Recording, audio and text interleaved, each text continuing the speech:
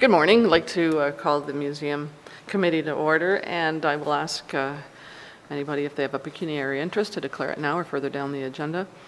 Action items, we have one, and the rest are information items, and we will start with the Children's Programming Policy Report. Thank you. Or is it there you go. Thank you. The museum is governed by standards outlined by the Ministry of Tourism, Culture and Sport.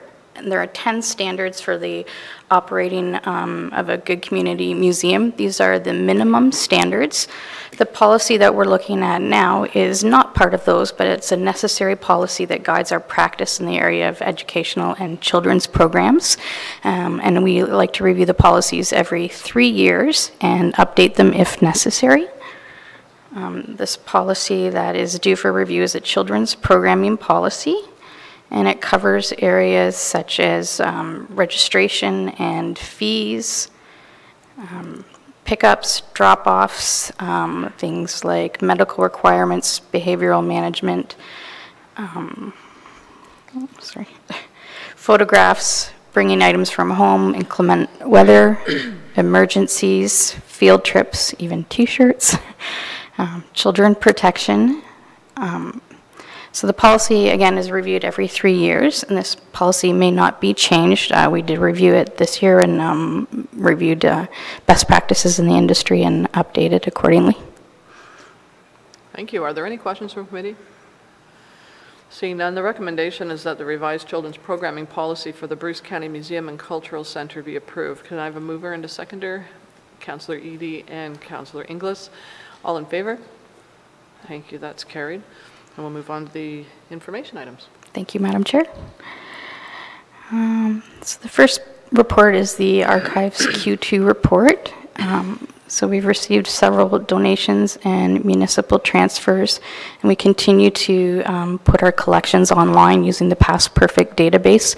To date, we've added 8,000 records online, and we're receiving great feedback from researchers about the availability of these records online.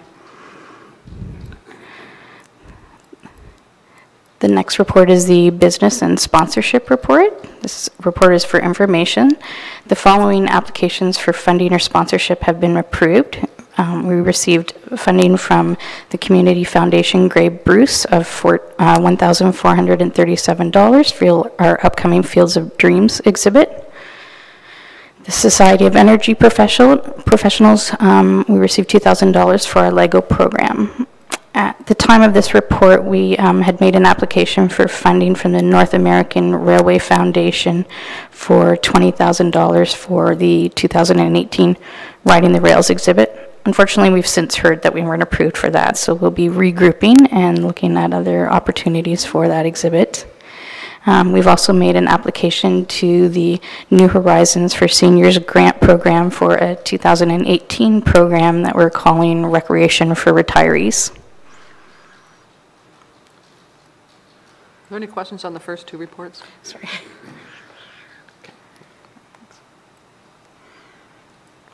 The next report is a collections update. So throughout the spring, the collections department has been busy getting ready for our summer feature exhibits, Toys the Inside Story, and As the Crow Flies, and our latest permanent exhibit, The Last Frontier. In addition, they've been deaccessioning items. Year-to-date, over 200 items have been approved for deaccessions, which either went to auction or were approved for deaccession. And we continue work on the off-site storage project, which is the relocation and deaccessions of items in storage. To date, nearly 200 objects have been relocated, and we've been using 3 staff members, so that's staff from collections and maintenance, and we estimate the remaining work to be 14 to 20 hours to complete. Thank you. Any questions on that one?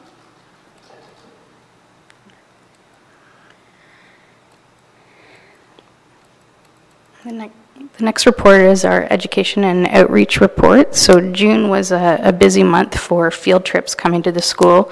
We received 21 different schools from all over the county, which accounted for 566 students. Sorry, that also included some museum mobile programs where we went to the schools.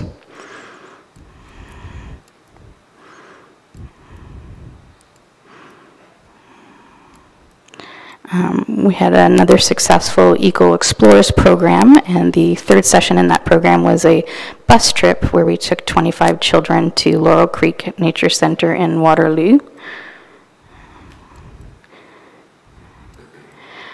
We had our teens engaged at the museum program on July 10th and 11th and hosted 7 youth ages 12 to 16 and were helped by special guests Authentic Voices production.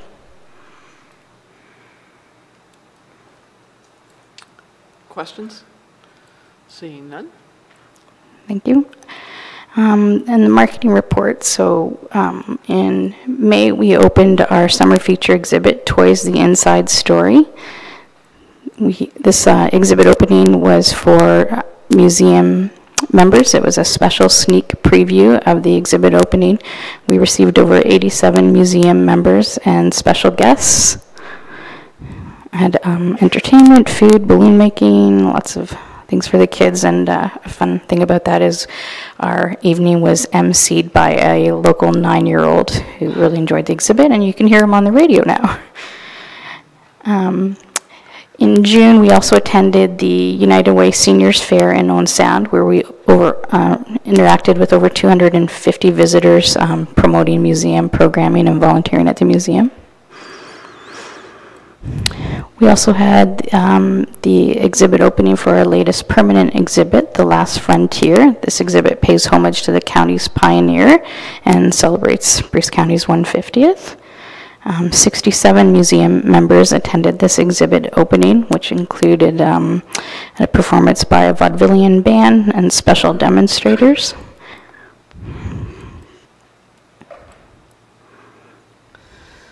Always lots going on at the museum. Any question about those events? Anything at all? Thank you. Okay.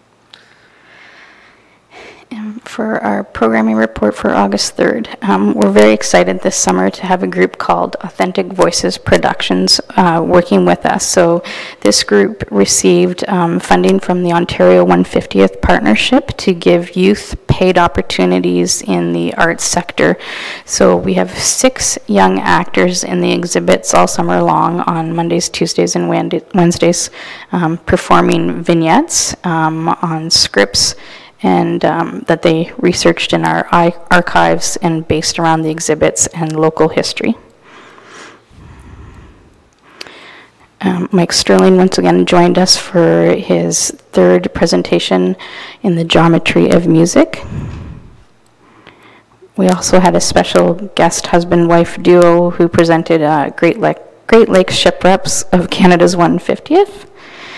And we had some, I'm not going to get this right, Bimwadzian, which means the good path, workshops working with a partnership with Sweetgrass and Thistles Group in Saugeen First Nation Presbyterian Church. The 2 workshops were led by Marilyn Root, and they consisted of making dream catchers and then language teachings, and the 3rd and final one was a screening of the Secret Path film by Gord Downey. And then on the floor programming, so the exhibit The Last Frontier has community programming counters, and we're hosting guests from the community, including the Grey Bruce Woodturners. And our summer programming consists of First Nations cultural demonstrations, special guest Wednesdays, and Lego Fridays, as well as our Kids Zone program, Women's Institute Fridays, Saturday afternoons at the movies, Celebrating Canada with Film on Sundays, and Speaking of Wildlife presentations. Upcoming on August 4th, we have Tom Thompson as a weatherman, presented by Phil Chadwick. Thank you. Any questions on this report? Seeing none, thank you very much. The next meeting is September the 7th. Can I have a motion to adjourn? Councillor Eady, second by Councillor Buckle. All in favor? Thank you. We're adjourned.